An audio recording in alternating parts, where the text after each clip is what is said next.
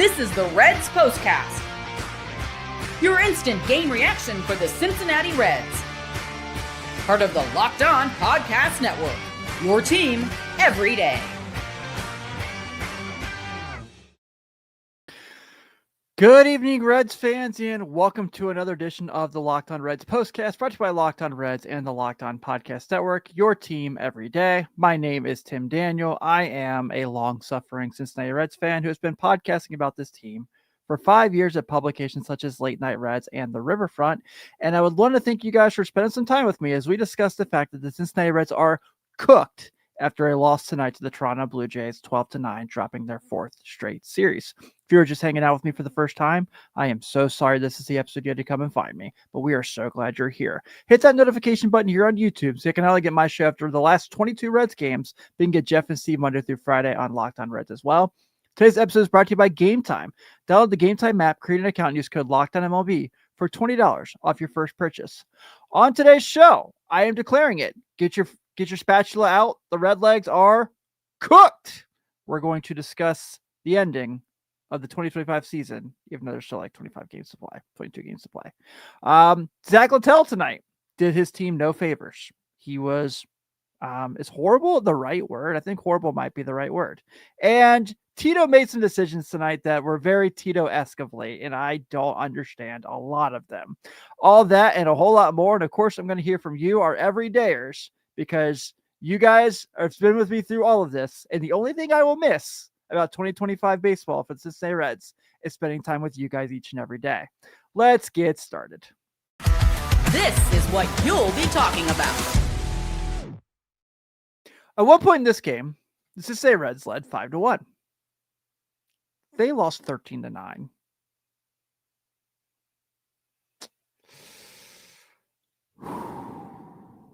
What the heck happened? Johnny says right here, they got the Shane Bieber early, took care of business, had him out of the game, basically, had him on life support, and couldn't get anything done. Matter of fact, just let Toronto take over. And honestly, offense was pretty good all day. I mean, they scored 9 runs, what more can you ask for?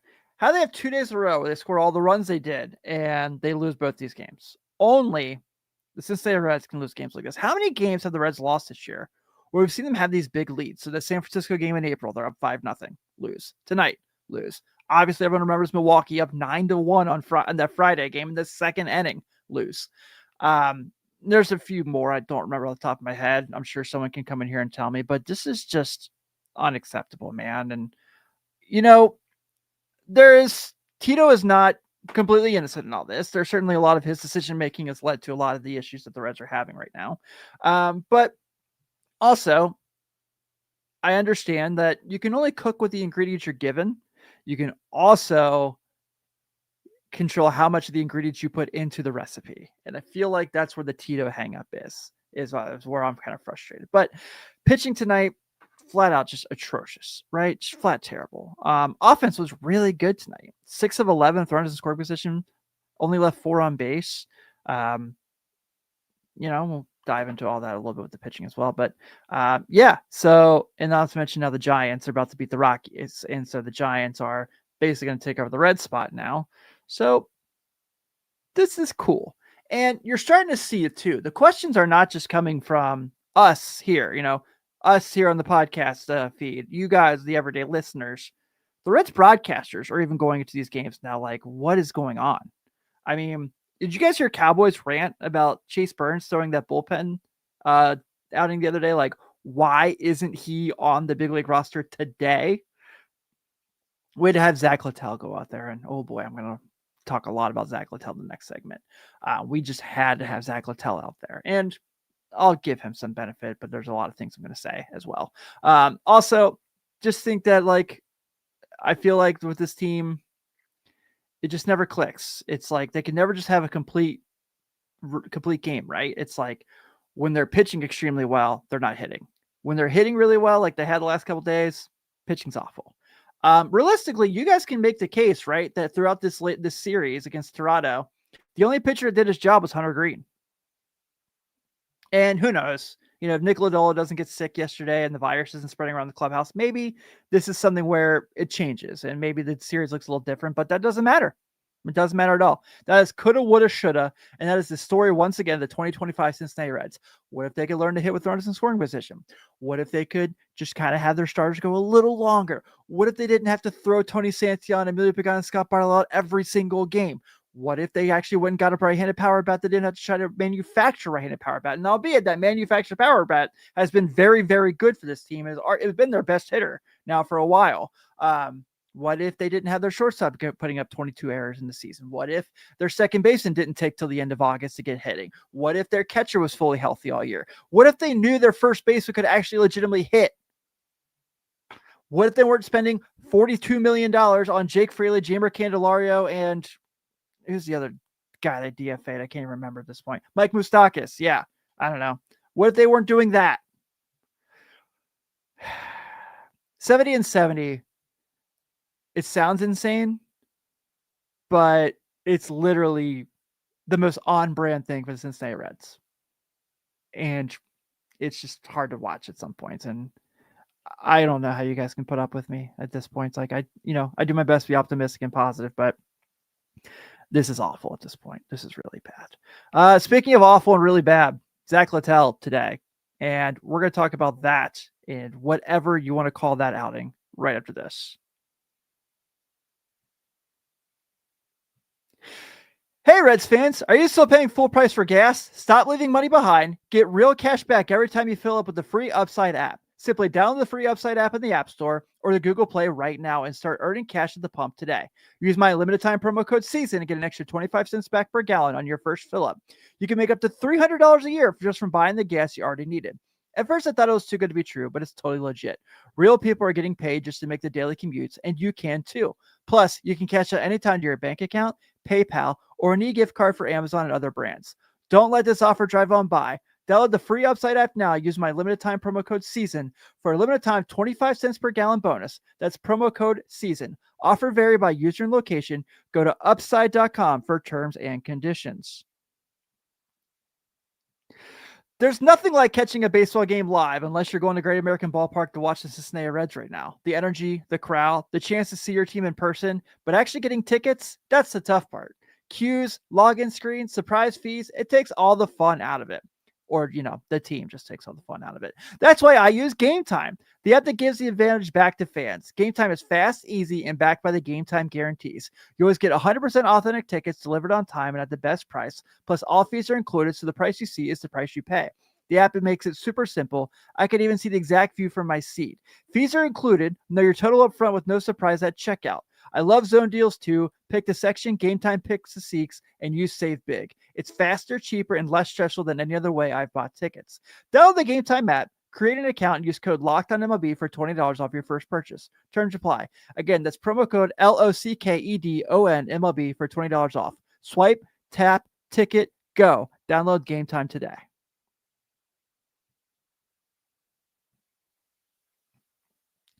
Want to send a quick shout out to my everydayers here on the Postcast for spending some time with me. It's been really nice to have you guys here throughout this season, and it's been very, very appreciative. If you are just checking me out for the first time, please be sure to hit that notification button on YouTube so you can not only get my show after each and every Reds game, but you can get Jeff Carr and Steve Offenbaker Monday through Friday on Locked On Reds. And after you're done listening to us and you want to hear more depressing things about the Reds falling apart, go to Locked On MLB Daily, where they have the daily game night, where you can check out each and every game because you don't have to.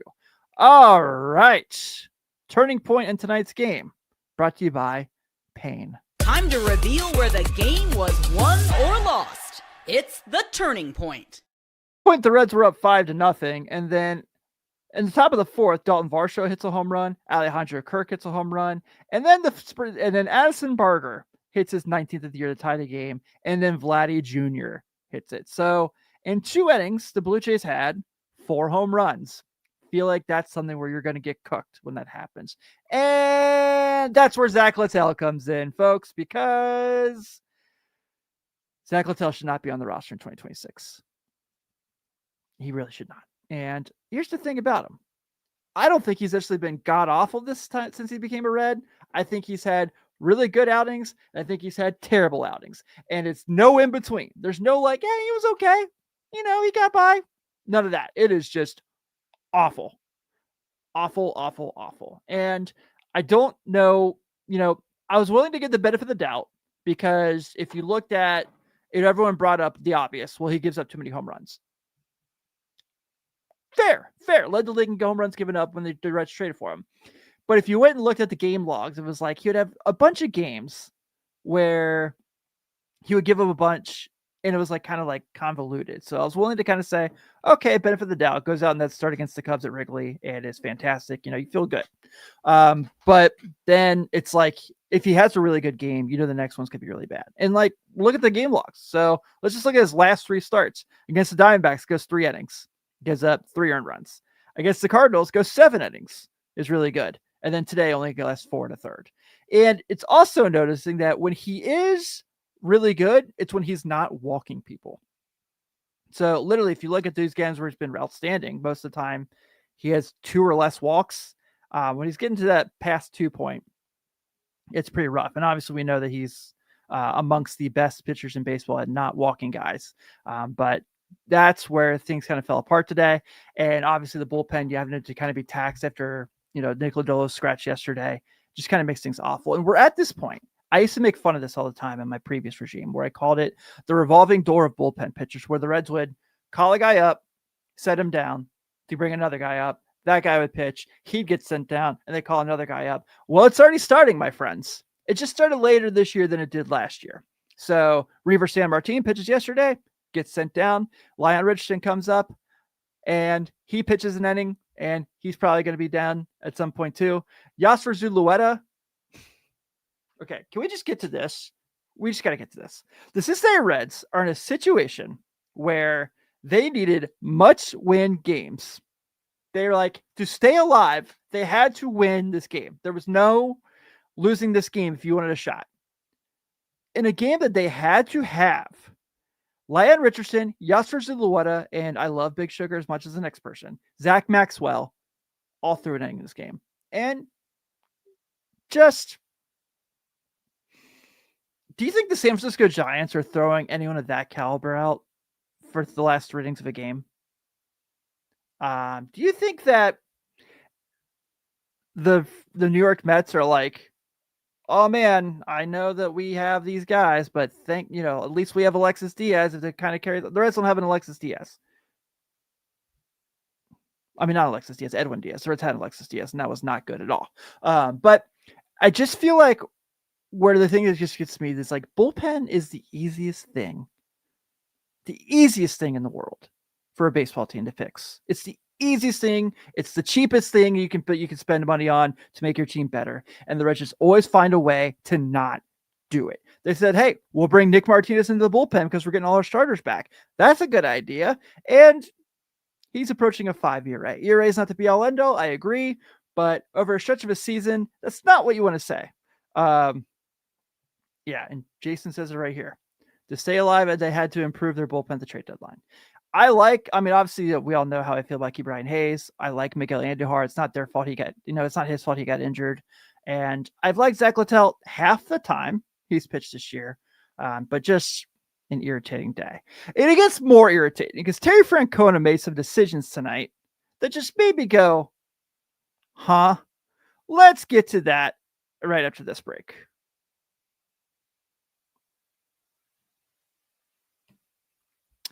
Most people can't name all their financial accounts or even what they're worth, whether it's 401k, properties, or investments. And when you don't have the full picture, you can end up leaving money on the table. That's why there's Monarch Money. It's an all-in-one personal finance tool that brings your entire financial life together in one clear, easy-to-use interface on your laptop or your phone.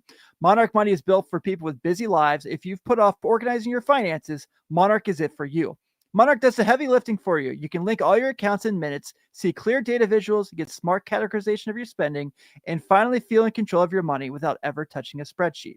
You can identify where you aren't saving as much as you thought. Monarch helps you notice an insufficient investment allocation, discover forgotten 401ks from past jobs, maximizing investments, increasing your savings rate, easily reviewing finances with your partner and or financial advisor, keeping a clear view of your financial health week to week, its long-term, etc. Don't let finance opportunities slip through the cracks. Use code LOCKEDONMLB at monarchmoney.com in your browser for half off your first year. That's 50% of your first year at monarchmoney.com with code LOCKEDONMLB.